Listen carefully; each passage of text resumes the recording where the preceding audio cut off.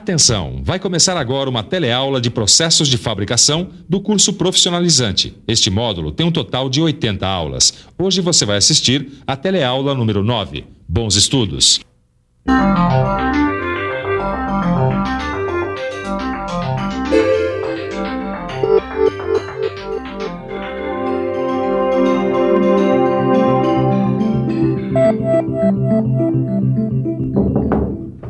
Ô, Ananias, tudo bom? Tudo bem. Olha só o que eu achei no porão da minha casa.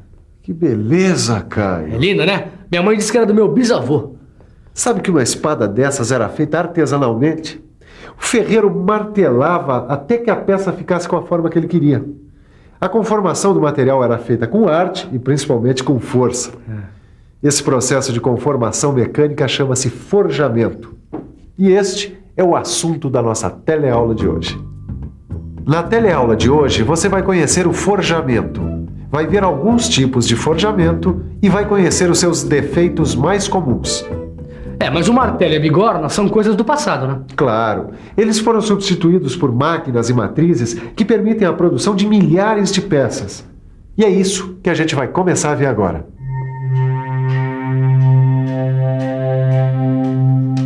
Oi, o que você está fazendo aqui? Eu tô malhando um ferro para fazer uma ferradura. Quer dizer que eu posso dizer que você está deformando o material por martelamento, é isso? Acho que pode, né? Isso quer dizer que nós estamos falando do forjamento. O forjamento é um processo de conformação mecânica que deforma o material por martelamento ou por prensagem. É usado para a fabricação de produtos acabados ou semi-acabados de alta resistência mecânica. Hoje em dia, o forjamento é feito através de equipamentos, pela aplicação individual e intermitente de pressão, quer dizer, pelo martelo de forja e pela prensagem.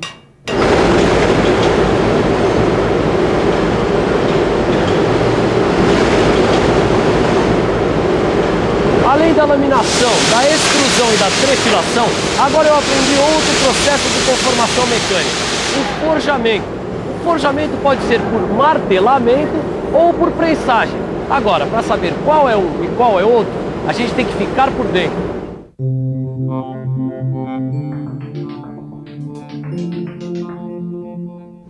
O forjamento por martelamento é feito com a aplicação de golpes rápidos e sucessivos no metal. A pressão máxima acontece quando o martelo bate no metal, decrescendo rapidamente de intensidade à medida que a energia do golpe é absorvida na deformação do material. O martelamento produz deformação principalmente nas camadas superficiais da peça. Pontas de eixos, discos de turbinas e virabrequins são alguns produtos forjados fabricados por martelamento. Os martelos de forja aplicam golpes rápidos e sucessivos ao metal, através de uma massa de 200 a 3.000 quilogramas, que cai livremente ou é impulsionada de uma altura que varia entre 1 e 3,5 metros. Na prensagem, o metal fica sujeito à força de compressão em baixa velocidade e a pressão máxima é atingida pouco antes da carga ser retirada. Veja que a força é aplicada gradativamente. Assim, as camadas mais profundas da estrutura do material são atingidas, tornando a deformação mais regular do que no martelamento. No forjamento por prensagem, as prensas mecânicas de curso limitado são acionadas por eixos excêntricos e podem aplicar cargas entre 100 e 8.000 toneladas. Já as prensas hidráulicas podem ter grande curso e são acionadas por pistões hidráulicos. Sua capacidade de aplicação de carga fica entre 300 toneladas e 50.000 toneladas, mas elas são bem mais caras.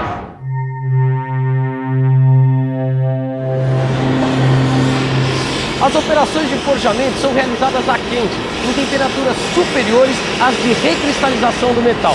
Peças como essas têm que ser aquecidas uniformemente, em temperatura adequada.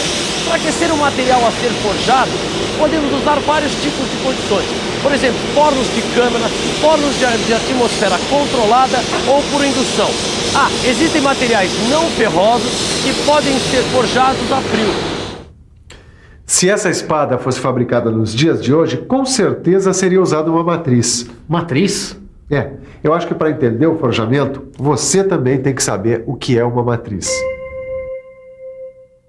Toda a operação de forjamento precisa de uma matriz que fornece o formato final da peça. Elas são submetidas a altas tensões de compressão, altas solicitações térmicas e choques mecânicos.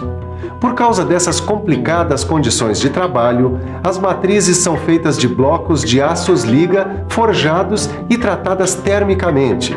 E quando as solicitações são maiores, elas são fabricadas com metal duro. O forjamento é feito em matrizes abertas ou em matrizes fechadas. Aqui a gente vê que no forjamento em matrizes abertas ou forjamento livre, as matrizes têm formatos simples. Primeiro vem o corte do metal em barra, que a gente chama de corte do Blank. Depois de cortado, o metal é aquecido num forno. Aí então é feito o forjamento propriamente dito. No final a peça é resfriada e rebarbada. O forjamento livre é recomendado para a produção de pequeno número de peças, mas que tenham um tamanho grande, como eixos de navios, turbinas, virabrequins e anéis de grande porte. Tá bom, acho que eu entendi, Ananias. Mas dá para ver o forjamento livre em detalhes? Claro que dá. Olha aqui, ó. Aqui nessa ilustração, a gente vê algumas etapas do estiramento de parte de uma barra. Esta é a peça inicial. E esta, a peça final. A operação é iniciada com uma matriz de pequena largura e o estiramento acontece através de golpes sucessivos e avanços da barra. A barra é girada 90 graus e o processo repetido. Para conseguir este acabamento, as matrizes são trocadas por outras, de maior largura. Agora a gente vai conhecer o forjamento em matrizes fechadas. Você sabe o que acontece no forjamento em matrizes fechadas? Matrizes fechadas? Acho que não, viu? Vamos pensar um pouco? Vamos pensar um pouco. Deixa eu ver. No forjamento em matrizes fechadas, o metal ganha o formato da cavidade esculpida na matriz. E por isso, existe uma forte restrição ao escoamento do material para as laterais. A matriz tem duas metades. A metade de baixo fica presa à bigorna e nela é colocado o metal aquecido. A outra metade fica presa no martelo ou na parte superior da prensa que cai sobre a metade inferior e faz o material escoar e preencher a cavidade da matriz. A peça forjada acabada geralmente não é conformada num só golpe, porque tanto a extensão quanto a direção na qual o metal vai escoar são pequenas. Por isso, para a confecção de uma única peça, são necessárias várias matrizes com cavidades correspondentes aos formatos intermediários que o produto vai adquirindo durante o processo de fabricação. A matriz apresenta uma cavidade extra em sua periferia e que tem o objetivo de conter o excesso de material que garante o preenchimento dela durante o forjamento. Esse excesso se chama rebarba e tem que ser retirado da peça logo depois, por corte. Já deu para perceber que a rebarba é um dos problemas do forjamento por matriz fechada. Por isso, as matrizes apresentam calhas, que evitam que a rebarba seja muito grande. Muito obrigado, seu Capeleto. Valeu mesmo, viu? O seu Capeleto sabe tudo sobre forjamento. Ele acabou de me explicar quais são as etapas do forjamento em matriz fechada para peças mais simples. Primeiro vem o corte do Blank, que é o corte do metal no tamanho necessário.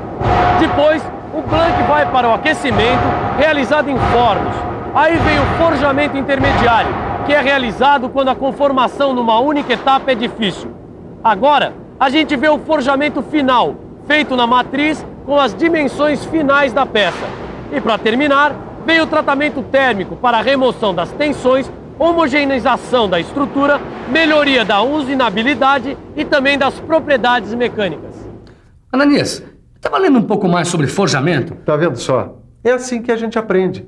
Na teleaula de hoje, a gente está vendo algumas coisas básicas sobre o processo de forjamento. Mas se você pesquisar, você vai descobrir coisas incríveis sobre o forjamento. Desculpa, Caio.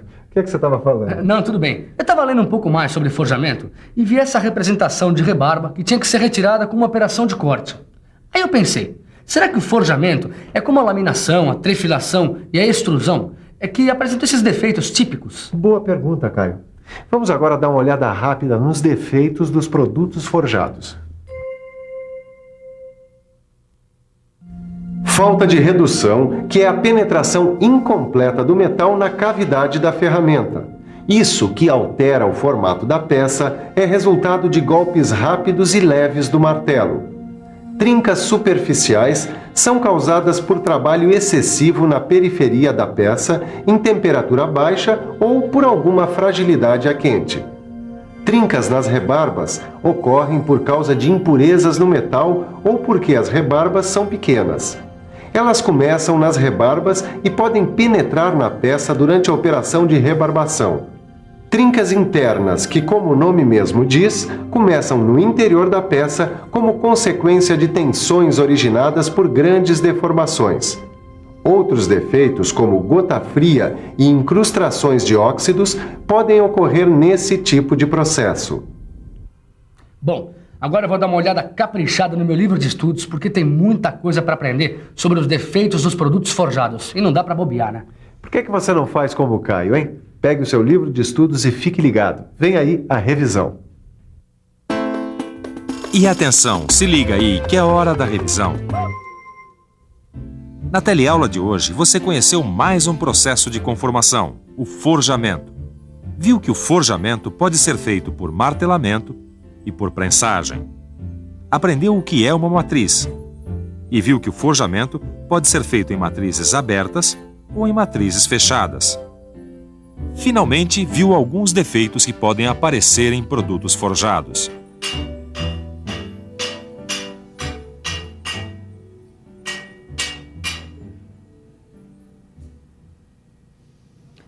Hoje você ficou por dentro de mais um processo de conformação mecânica. E se você quiser forjar o seu futuro, não esqueça de dar uma boa revisada no seu livro de estudos e fazer os exercícios. Na próxima teleaula tem mais um processo de conformação mecânica. Boa sorte e até lá!